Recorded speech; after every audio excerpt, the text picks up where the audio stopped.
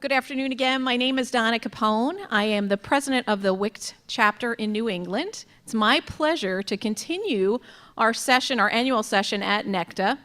I wanted to let you all know, I don't know if you were talking to me, let you all know that none of this is possible without our members, our dedicated board, and our very generous sponsors. Presenting sponsor ESPN, elite sponsor Comcast, and premier sponsor NESN. And today's event sponsor is Cox Communications.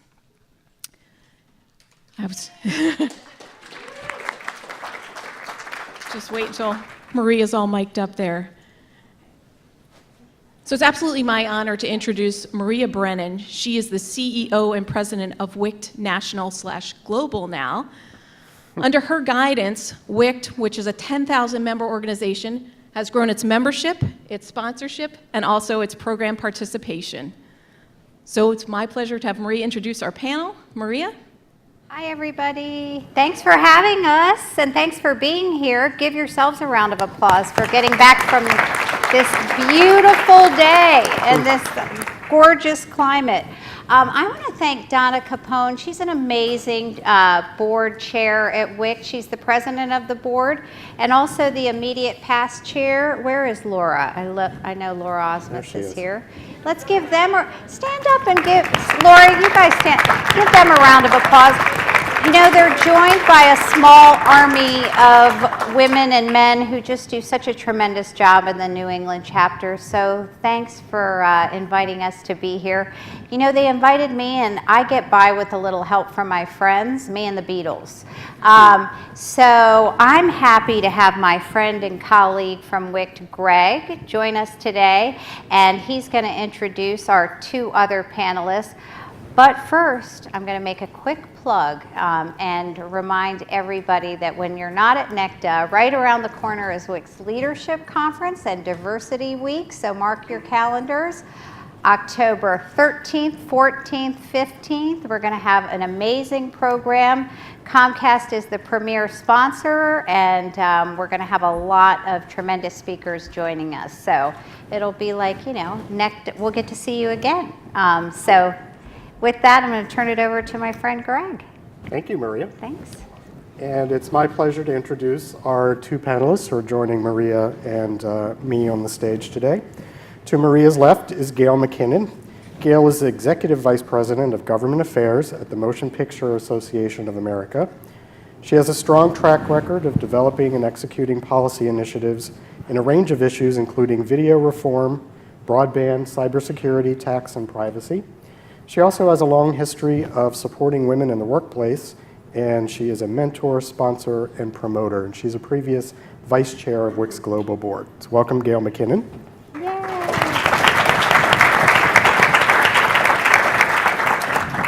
And we're also very happy to welcome Tracy Pitcher. Tracy serves as Senior Vice President of the Comcast Greater Boston region. I understand she has a lot of fans in the room today. Give it up for Tracy. Local celebrity. In her role, Tracy is the company's top executive responsible for more than 1.9 million customers in more than 300 communities in Massachusetts, New Hampshire, and Maine. That's no small job. She oversees all of Comcast's operations in the region, including sales, customer service, network engineering, technical operations, and community investment. So thanks for joining us, Tracy, as well. Thank you. No more applause for Tracy. Yeah, that's one of my top Yay! Before we dive into the panel, I did want to set some context a little bit for one of WICT's most important advocacy programs. I'm sure many of you know that WICT produces some of the best leadership development programs available out there. We have a robust network of chapters, 24 now and growing internationally. You may not be familiar with the PAR initiative. That's one of our most important advocacy platforms. It's a survey that we conduct every other year. We engage a neutral third party to help us collect and interpret data on companies' gender diversity efforts. And we take this data and we look at it through three primary lenses. First is pay equity, then advancement opportunities for women, and resources for work-life integration. And that's where the P, the A, and the R come from in PAR. The first survey was conducted back in 2003, so by now we've amassed quite a collection of data. And this helps us project trends and provide best practices to companies and employers to help them improve and enhance their diversity and inclusion tactics. And quite frankly, the fact that cable is willing to hold up a mirror to itself and say, here's where we are and here's where we need to do better is pretty remarkable. I think we'd all agree. So with that being said, I thought we'd start with you, Maria, if you would. Sure. Could you fill us in on what PAR has to say about the state of women in cable today? Thanks, Greg. Well, here's the thing. I can tell you, not anecdotally, but empirically, that the state of the industry is very strong for women. That's a good thing because, you know, we've seen a lot of evolution in our industry. We don't always know what that's going to mean for the women within it. But overall, what we saw in the last PAR survey was very, very encouraging. In fact, I'll give you a couple of highlights, and then I know I want to hear from our panel, and I'm sure you do too. But the big thing for me, my big takeaway, is that the industry, for the first time, is recruiting women at a pace that's outpacing men. That's a big deal because that's going to help with critical mass. We also saw a pretty significant jump in women in our industry holding senior roles, so those clout titles. And what you can imagine is that when you have women in senior roles alongside men, you're going to also start to see that trickle into the rest of the workforce itself. Because, you know, WICT is all about equal opportunity, not just for women, not just for men, but for everybody, right? So that news was good. Where we need to do some work is in the retention piece, right? So when you talk about PAR, pay equity advancement for advancement opportunities, work-life balance resources, those are the areas that the industry is going to need to work on in order to keep the women at the same rate that they're being recruited. And we'll get into a little bit of that later. Right. Yeah. Tracy, I'd like to ask you, Comcast was one of the top operators. I believe they were the top operators. Yes, we were. Number one Uno. in the last iteration of the PAR initiative. And given your senior role, where do you see women making the most progress and what gaps still remain? So we are very proud to be named the #1 place for women to work, so that's great from the PAR survey. But you know, the PAR survey, at the risk of being redundant, I think really calls it out, and that is in that we are seeing employees and women in particular moving into those senior level roles. And so whether you're talking vice president above or director and above, we're definitely seeing movement there. And as I mentioned, the survey just reinforces that fact. I'll add on that locally, we had a very significant opportunity to try to improve our women participation in the B2B space. And so we've put a lot of effort around that. We've got a long way to go, but we've made some nice traction in the business to business. And then, you know, in terms of what Maria was talking about, there are still some gaps. There's still some areas for opportunity. And not as a surprise, it certainly falls into the technology realm. So whether you think about engineering or whether you want to think about construction, and even customer-facing technician positions are places where we are actively trying to close that gap and improve women in the workforce. Okay. Gail, I'd like to tap into your expertise as far as your history with Time Warner Cable most recently. What are your thoughts on the recent flurry of M&A and activity, and how does that usually bode for women? It's a really good question, and I wish I had a good answer. You know, just from personal experience, I've gone through a series of mergers in my career, and fortunately, I'm happy to say that women voted very well. And we were talking about it earlier. And some of it may be that women are paid less, and so they tend to be in the pipeline when mergers go through. But my own personal experience was that the women who I worked with and worked for me were so exceptional that when the mergers went through, they were you know, they were wanted to be, the acquiring company wanted them to be part of the new combined company. So it is a really interesting conversation, and I think there are a lot of different factors that feed into how that plays out. But I'm happy to say in my own personal experience and with the women who worked for me, they did quite well with mergers.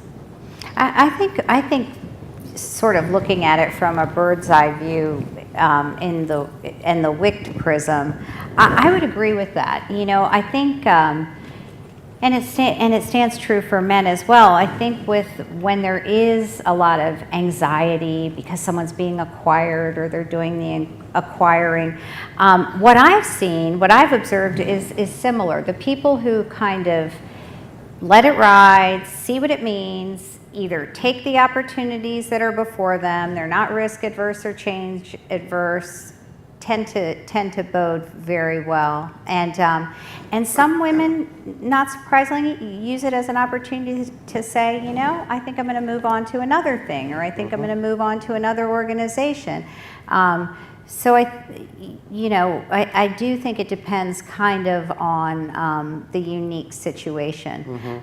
In just general terms, sort of globally speaking, it doesn't hurt women. There's nothing statistically or in the data that says, M&A activity is bad for women, or it's just, it depends on the unique situation. So I agree. Yeah, and I will say, going through it, I mean, with the men who worked for me,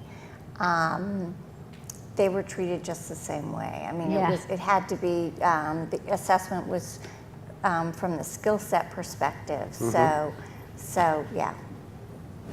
Terrific. Maria, I'm going to turn back to you for a quick second. Okay. 2019 is a big year for WICT. We're having our 40th anniversary. The Betsy Magnus Leadership Institute will celebrate its 25th year and 1,000th graduate. Wow. Let's do a yippee. Big things. So, having been around, WICT has been around for almost 40 years, and the cable industry itself has certainly changed a lot over that time. How has WICT adapted to support women in an industry that's constantly reinventing itself? I mean, the cable industry changed since I was in the ladies' week. room 20 minutes ago. Let's see. I would say that from when I got to WICT, which was 8 years ago, it's changed a ton, and I'll bet you my predecessor would say the same thing. Here's what we do, and this ties back into PAR. We don't shoot from the hip, right? We measure, we evaluate. If we're not, fortunate enough to go into these companies through Mercer and measure their gender diversity, we're measuring ourselves. We're evaluating, we're constantly adapting. So when I work with our global board, and when our chapters work with their local chapters, they're able to make informed decisions based on data and based on research and based on PAR. And, so I think that's allowed us to remain relevant because we're analytical. I mean, we use technology to analyze things. And it's probably why we're still growing. I'm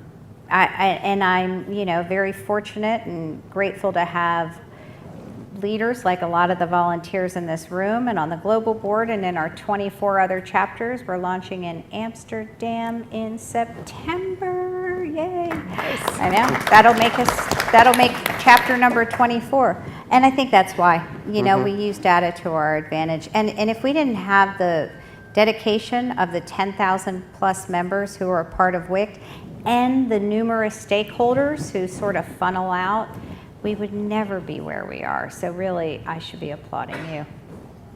And I think it's worth pointing out that not only do we at the global headquarters look at everything through the lens of what can we do better next time. We're always evaluating, and the chapters do exactly the same thing. So yes. Chapter programs stay relevant as well.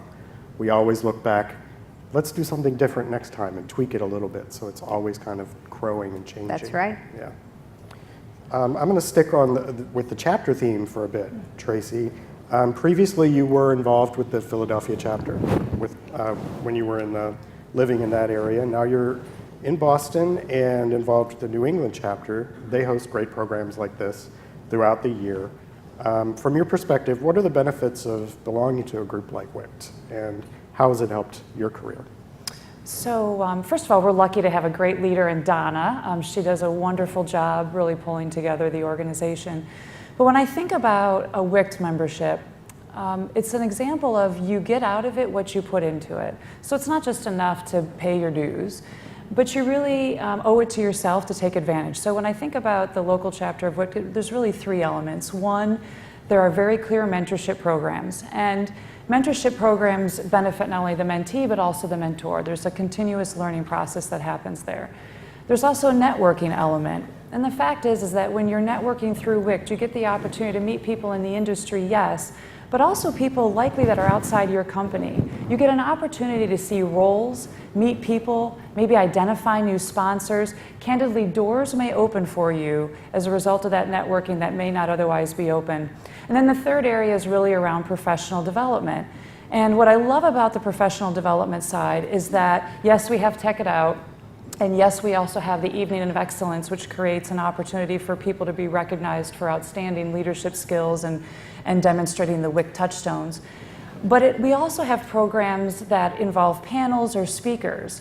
And so those panel or speaker events are really all about what the membership is looking for. So it's not stuff that somebody pulls out of a hat, but it's feedback from the membership. So most recently we did some branding, we did networking, we also did team building or teamwork. So those are all the benefits of a local chapter. The other benefit of being a member of WICT is that you can do all those things locally, and then you can tap into the national and global network. So if you go to WICT at a national level, certainly the PAR survey is out there along with lots of other research. But then you can also take advantage of other programs there, Rising Leaders. You already did your plug for the Leadership Conference. But there's so much available, and it's available for men and women alike. And it's just incredible. As long as you put some time and energy into it, you're going to more than get a payback on your membership. Gail, from your perspective, former member of the WICT Global Board, and you were heavily involved in the DC Baltimore chapter. You have some comments about how the chapter experience affected your career? Yes, I really miss being part of WICT. I mean, I think the key to success in professional development is education and networking, and I think when it comes to WICT is the gold standard on that. I've worked in the broadcasting industry and other industries, and no industry I've ever worked in has a program like WICT.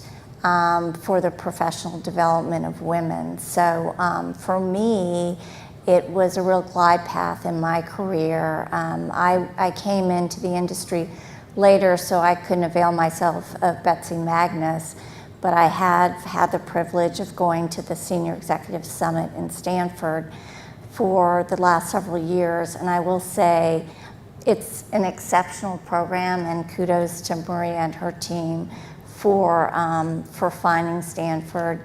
And I can't say enough about how WICT has really contributed to my professional development. And as I said, helping me navigate through situations in terms of management and just making myself more aware of the industry and how to manage people. So it is, it's a real tribute to WICT and Maria for providing that kind of resource for us in this industry. And I'd like to change gears a little bit and get your advice, Tracy and Gail, as working moms.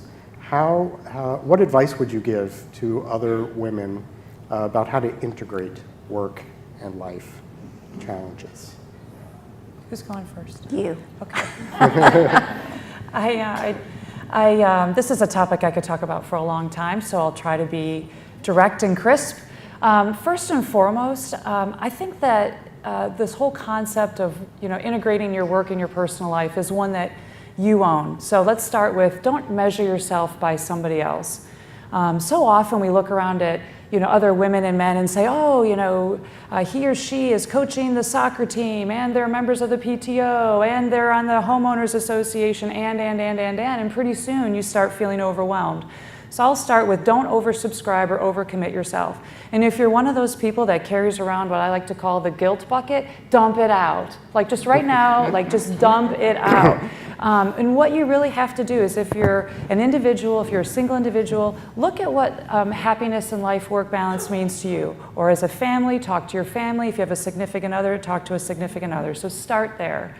Part 2 for me is really about prioritizing what's important and remembering that your kids are resilient. And so when I say prioritize what's important, I'm thinking about the PTO, for example. Do you have to join the PTO, or can you just volunteer to read a book one day? Do you have to be a member of the homeowners association, or can you make sure that you vote and go to the neighborhood cleanup day? Pick what's really important. I'm going to share with you 2 quick stories. One that talks about my failure to prioritize something important, but it emphasizes the resilience of kids, and then also about how you don't want to be measured by other people. So as you mentioned, I have children, and probably about 11 years ago now, I pulled out of the backpack, all the little papers. There's this author day, great, I've got meetings. Off the paper goes, and I go on my merry way. I get a phone call later on that day from a mom. And she's calling to tell me that my son hung out with her father that day at Author's Day. And while her point of calling me was to tell me what a great kid I had, how smart he was, how friendly, well-behaved, the only thing that stuck with me about that conversation was that she told me that my son was one of 2 children that didn't have a parent there that day, which, as you can imagine, completely crushed me. So I immediately went to my son and I said, Tillman, today was Author Day. I'm sorry I couldn't be there. Were you sad? How was it? He's like, it was a great day. I hung out with Kaylee's grandpa. He's super fun. We played outside all day. It was a picnic. It was awesome. Empty the guilt bucket, right? And then similarly with the same child, I feel like a terrible parent with this child. Same child, I get a phone call from daycare who says, Tracy, almost every day, Tillman is the last kid to be picked up. And we're really concerned about how he feels about that. And so, because I was one of those people, 5:59 and 59 seconds was me, 2 wheels coming into the parking lot. And I thought, wow, they're probably really right. My son probably doesn't like being. So I sat him down and I said, hey, Tillman, you're almost always the last guy at daycare. How do you feel about that? He's like, it is awesome. I get all the teachers' attention and I can play with any toy I want. So kids are resilient. Empty the guilt bucket. Don't prioritize the things that are important. And my final piece of advice is, if you can outsource it, outsource it. So if you need to go to the baked goods sale, buy cupcakes, put them on your own plate. If you, true, right? It's true. We've all been there. If you can afford someone to clean your house once a week, great. But if you can't, what about once a month? What about once a quarter? Just take that pressure off yourself where you can. And/or, another great example, particularly if you have smaller children, I had a nearby middle school or mature middle schooler. So when I needed to clean the house, I'd have her come over and hang with my kids and keep them busy while I was trying to do something else. So there are ways that you can release the pressure. And the one thing I want to also make sure I emphasize is that when you're off oversubscribing yourself and doing all of these things that maybe you're not passionate about, but you're doing because you're carrying the guilt bucket, chances are you're stressed out. You're probably saying to people, I'm tired. You're probably pretty cranky and probably even snapping at people. And let me assure you that if you're not happy, you're not making the people at home happy either. And so by oversubscribing, you're not necessarily helping yourself, you're probably hurting everybody. So I'm sorry that was really long, but I will tell you, for 10 years, I have had no worries about life-work balance. Since I figured that out, I haven't worried about it once in more than a decade. That's great advice. Gail, how about you? How do I follow up? Oh my gosh.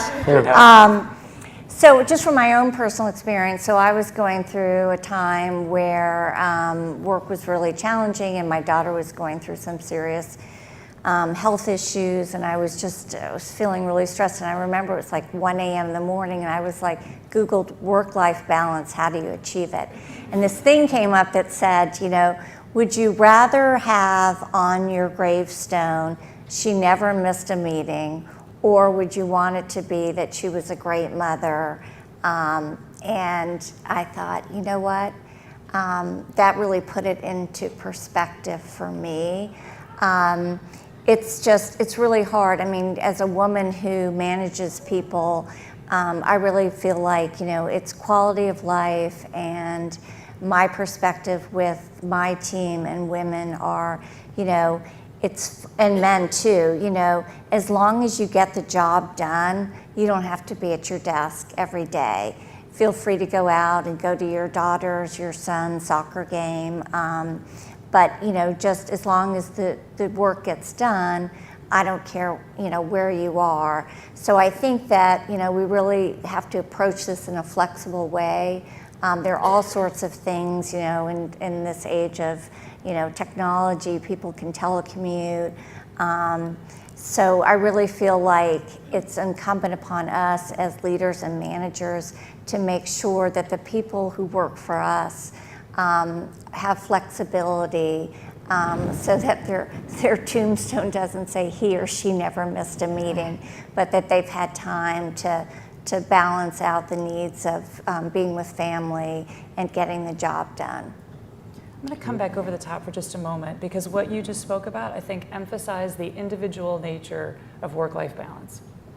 That it's really got to be defined by you and your priorities and your needs. And so that was a beautiful story. Thank you. Yeah, and don't hold yourself up to unreasonable standards. Right. Yeah. Right. Yeah. Make it personal. Maria, do you have a guilt bucket, by the way?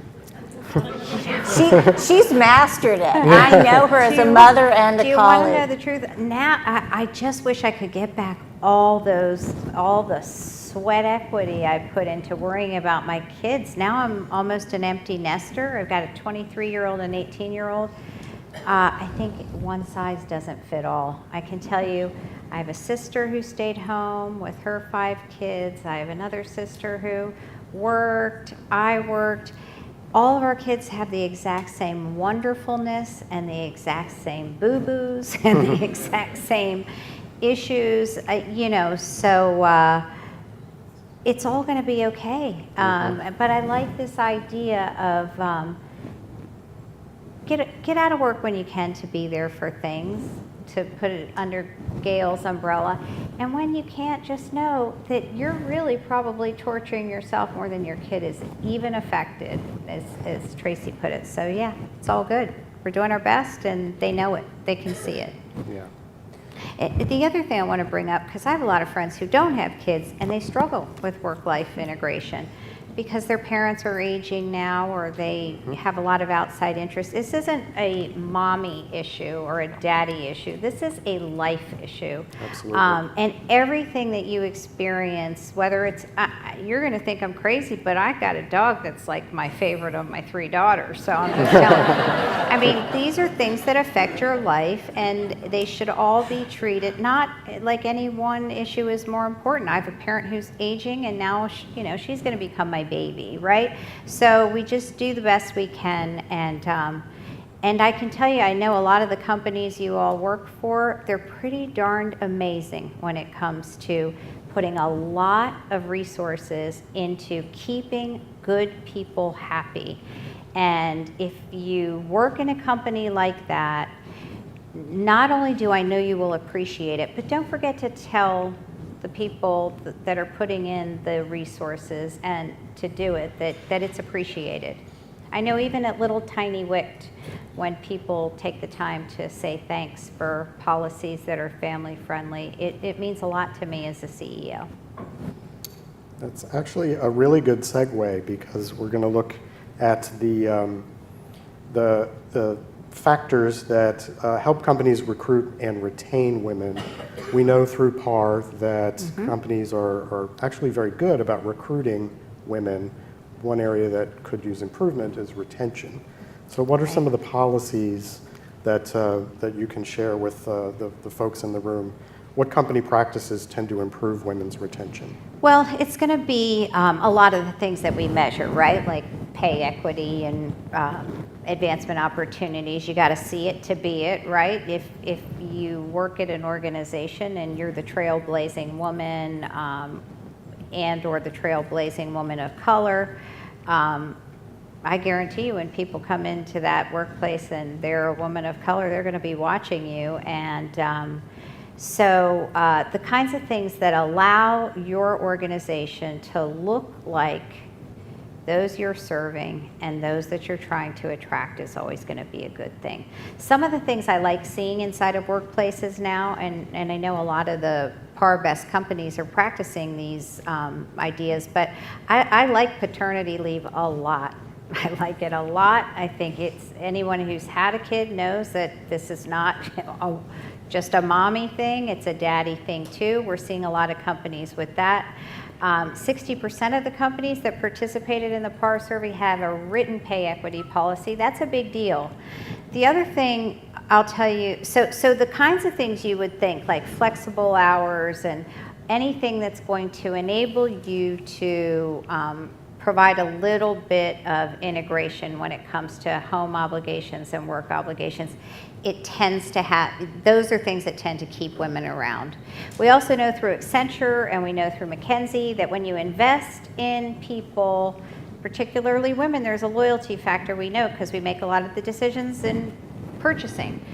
When you invest in people, they have a better loyalty factor. They tend to stay at companies longer. We like hearing that. It's not just data that we like to hear because we do programs that allow you to invest in your people so they can continue their education, be lifelong learners.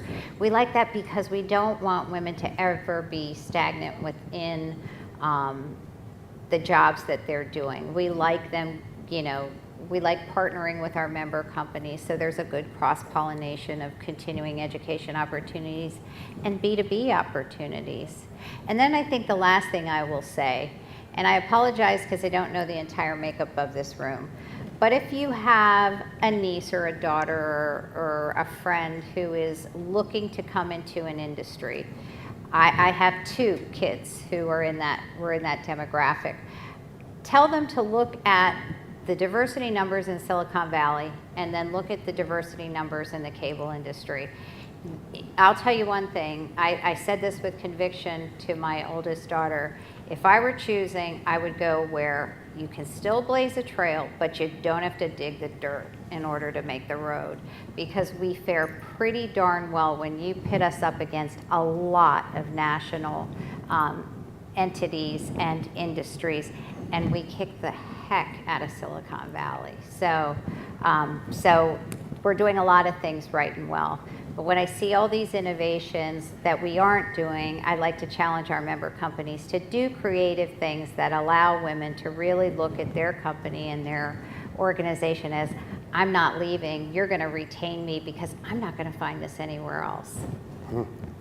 So let's ask a senior leader at Comcast, Tracy. With the new crop of talent routinely joining the cable workforce, what are some of the attributes you're seeing in women that are deemed as high potential? Well, the attributes that I'm looking for, that I tend to see in high potential people is multifaceted. So first of all, obviously people that are smart and are curious, who want to continually make sure they're learning. That's a really important attribute. Another one is, particularly with the pace of change that you referenced earlier, Maria, it's important that people are creative and innovative, that they're not trapping themselves in pre-existing conditions or boxes that they can't find their way out of. I think people really need to be creative and innovative. You either need to be confident or know how to fake it. Those are your options. I think hypo people have got that figured out. And even if you're an individual contributor, I think people who have the ability to bring others along with them, that can team and collaborate, are really important. I think the other thing that I guess is sort of natural in a hypo person is that they aspire. So hypo people come in and they aspire for something more greater, and these are the folks that will typically volunteer for projects, or they'll seize opportunities, or they are never going to miss that interim role that may be offered to them. They're going to maximize it. And so I think those are the traits of all hypo people personally for me. At least those are the people that I watch for. Now, what would you say about the generational stereotypes of the folks that are coming into the workforce? Everyone in the millennial generation, they're always glued to their phone. People say all of these sorts of different things. Are you seeing that's true, or is it exaggerated? Are things better than expected? I have two thoughts on it. First of all, I definitely think that there are generational nuances. I think, Maria, as you talked about, how do we become more flexible in the workplace? I think those are things that maybe younger generations are looking for. There's also a high degree of interest in social consciousness. So I think we see that a little bit more in some of the other younger generations. And then, I do not remember the quote exactly, but to counter all of that, I'll go back to Socrates, and if you look him up, he talks about how the younger generation has no respect for their elders, they're lazy, and you could basically copy that generation after generation after generation. So while I think there are nuances that as a smart business leader you have to watch for and continue to evolve your workplace, there's also just this element that older generations always think younger generations are disrespectful and lazy and whatever else, right? So you have to realize we all evolve as we go.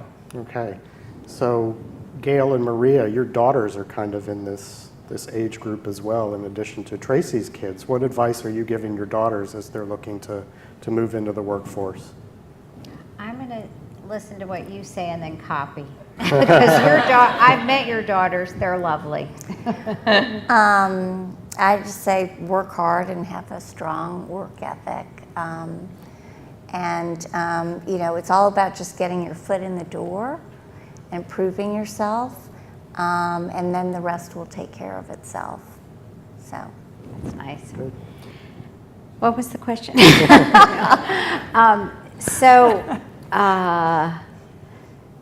I have to say, I think, I have a millennial, and what's the next one called?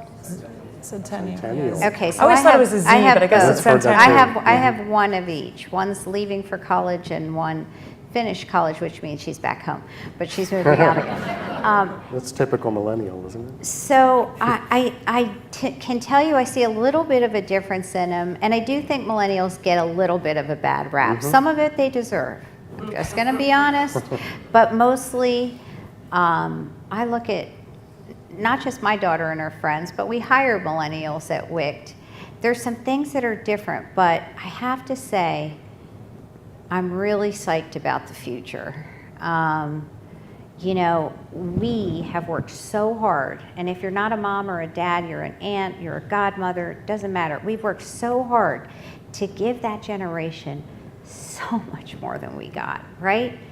The generations before did their best, but I have to say, in some respects, we've enabled them a little, right? We've made them a little bit entitled, but mostly we've just given them these amazing educations and these incredible role models and so much information at their fingertips. I don't think I have great advice like the work ethic. I'll copy you, like I said, but I think I would just kind of say, I think we're going to be in really good hands. I think we're all going to be okay, and I think we set them up well, and I think they're making a lot of hay with it. Yeah. Good, excellent. Gail, I'm going to turn to you and ask Tracy and Maria to weigh in on this as well. It's a very important topic that's come up recently, the Me Too movement. This exploded when Harvey Weinstein was accused of sexual misconduct by a number of women in Hollywood, New York, elsewhere. As a leader in the media, having been both on the cable side and now in the Motion Picture Association, what are your reflections on Me Too and Time's Up movements? So I have an interesting story, and I hope Maria doesn't mind, but so it was right around the time of the allegations coming out about Harvey Weinstein. And Maria and I were in New York, and we went into Penn Station to get a bite to eat. And we sat down at a communal table, and there was a woman sitting there, and she had the New York Post open, and there was a splash across it, the whole Harvey Weinstein stuff. So Maria, in her warm and witty way, says to the woman, "So what's the latest with Harvey?" And she looks at us and she says, like a tear, "He's family." And so we were just like, oh my God. So what she said was, it's just not him. It's rampant across, Hollywood. And come to find out, that was certainly the case. So, it's been a very interesting time. We've had, CEOs fired, moguls disgraced.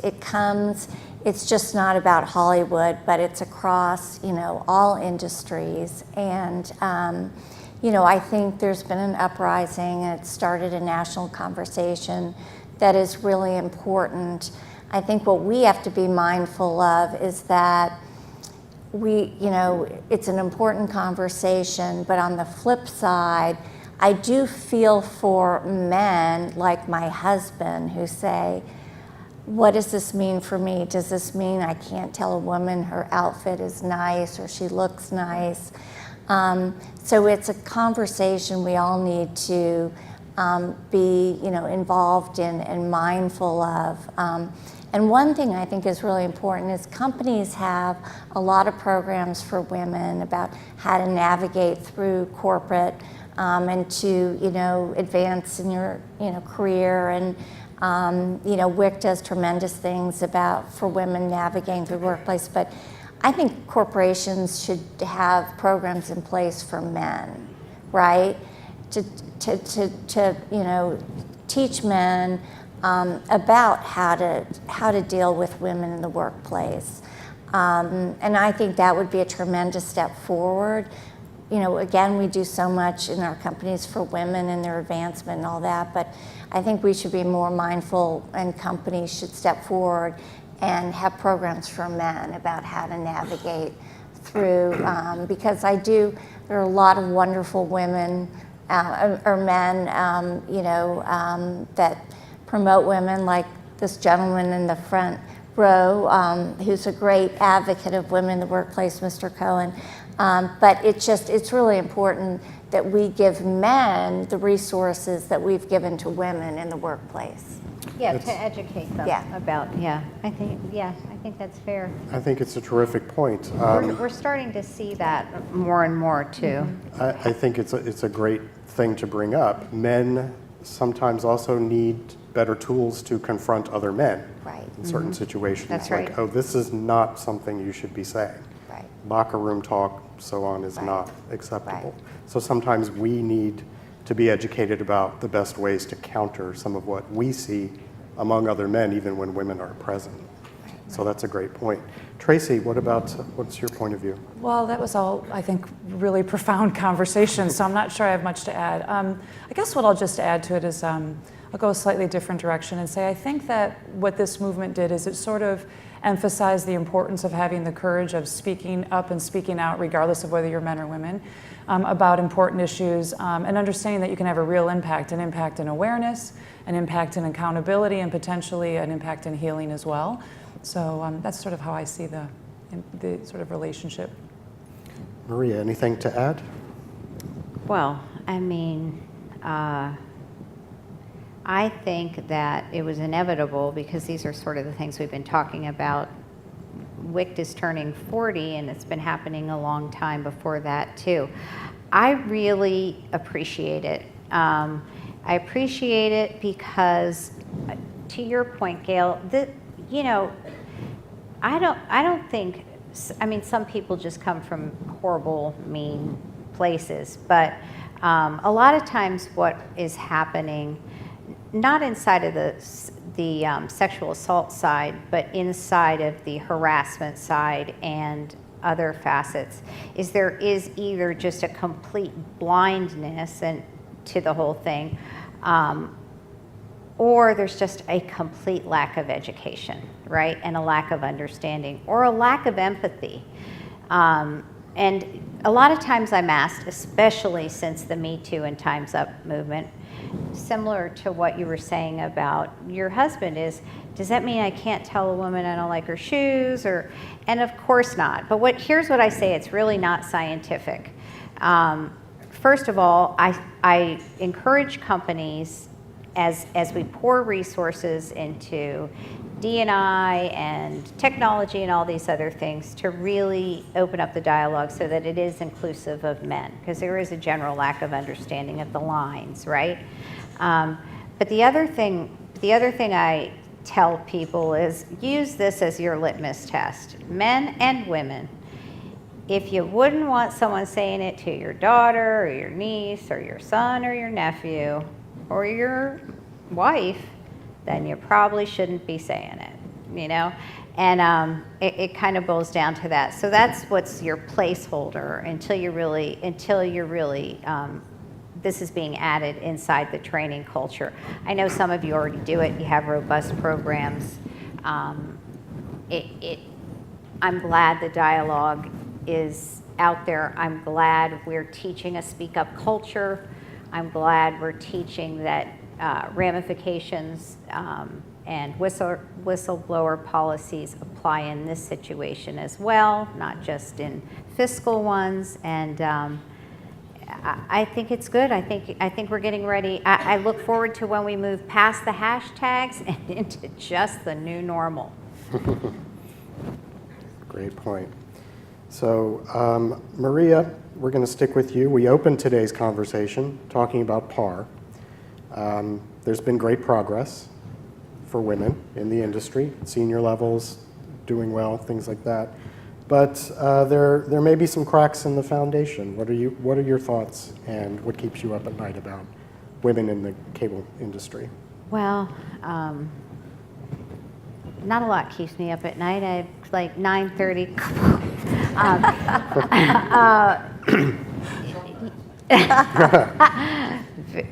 Inside joke there. Okay, so I can say that I'm really proud of this industry. I know you all know this, and I know you share my pride. It's not perfect, but we are moving up, right? We're not plateauing, we're not shrinking, we're going. Now, is it at the pace I'd like it to go? No, but we're measuring, we're seeing progress. Those companies that participate is increasing, so companies are recognizing the valuable tool that PAR provides them. I think if there's one thing I worry about, and my greatest thing is that the women are approaching parity with men. See, it's not about greater access, it's about equal access. We're actually getting to parity in the senior roles. That's a big deal because that has a cyclical effect. I think what keeps me up at night is critical mass. I'd like to see women constitute half of the industry, just like we constitute half of the universe, just like we, hold up half the sky. We're working closely with Mercer and our member companies to do that. As I said earlier, we are recruiting them at a record pace, but we need to retain them at an equal pace to how we're retaining men. And I think a lot of the things that we've talked about here have done that. And again, you can look at us against many industries, and we are at a higher benchmark than them.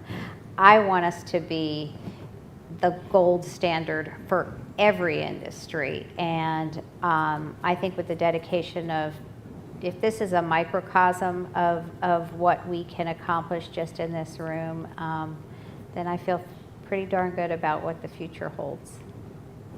Good. Gail, Tracy, any final thoughts? Anything you want to add?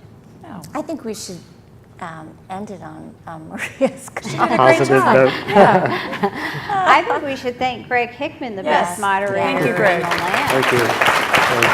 Thanks. And when I say get by with a little help from my friends, this was a lot of help from my friends. Thank you, Gail. Thank you, Thank you Tracy. both. What a great Yeah. job. Great job. I think we still have What do we have? We still have a few minutes. Donna, did you want us to take some questions? Feel free to ask. Go ahead, stand up. Hi, Eric Hughes with Comcast Spotlight. I had a great conversation about work-life. I prefer the word integration and balance. How do you, in your opinion, you talked obviously from the perspective of being a woman and being a mother. How do we shift the conversation to work-life integration for all? And you mentioned earlier, that it's different for, can be different for single people, or, it is very individualistic, but it seems to be such a conversation centered around women. And even the words that we use when we refer to you as working mothers, we don't refer to working fathers. So how do you think that we can influence that conversation so that work-life integration is something that can benefit everybody, as opposed to, again, having that perception that it's a woman's initiative or a working mother's initiative? Are you asking me? In general, Oh. any of you. Well, I would say, first of all, very, very valid and fair point. I think some of the things that we're seeing are going to kind of organically push it that way, right? For example, paternity leave would be one. We're seeing companies that are giving leave, because of aging parents. This is not a mommy-daddy issue at all. So I think some of the things that we're seeing in the workplace are going to start to push it into that culture. I also think that we tend to forget that the Me Too movement is not a women's movement, it's a people movement. I mean, there were plenty of men that came out with their Me Too stories. I think the reason that we are still in this culture is because women have not been in the workforce as long as men. And we certainly know empirically that there are inequalities when you look at just the numbers.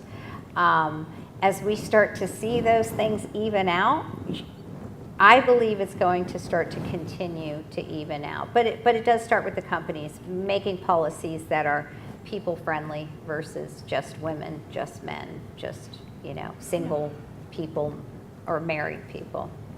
I think, Maria, you hit on a really important point, because I do believe that companies are making headway in offering broader benefits that affect, as you talked about, the paternity leave, but even things for veterans or people that are going in, not veterans, but into active duty. Very good And so there's a lot of areas where I think companies are stepping up and making sure that they're providing that life integration, that life work integration. And I think that's another opportunity for us. So if we agree to be our own little movement in this room and start changing the vernacular, that too starts to change the discussions that we have and how we think about it. So we should all make a commitment to use the word integration. Do you guys, integration going forward? Yes. All right. Question, yes. Yes, I'm Tanya Butler with TV1. I know that we've seen great numbers with women's progress in the workplace, moving into executive levels. The trajectory for pay is on the rise. How are the numbers looking for women of color in general in terms of pay equity and moving into senior level positions? So when you look at women of color, we saw some progress, but not at the rate that we wanted to. When you look at people of color, you see greater progress. So what we need to do to address that, it's back to the see it, be it moment and culture, Even when we look at pay equity, when we're talking about pay equity, we are aggregating it. We're not sectoring it by women of color, white women. And when you sector it, you will also see that there is a disparity when it comes to certain ethnic cultures in women. One of the reasons we measure this is so that we can continue to look at it not just as women in the aggregate, but also in sectors. It's similar to how we measure women in technology, because we know we measure women of color, we measure women in technology, because we know that these are areas that aren't just women. They need to be looked at in a microcosm because there are added issues that we see. We see a dearth of women in technology.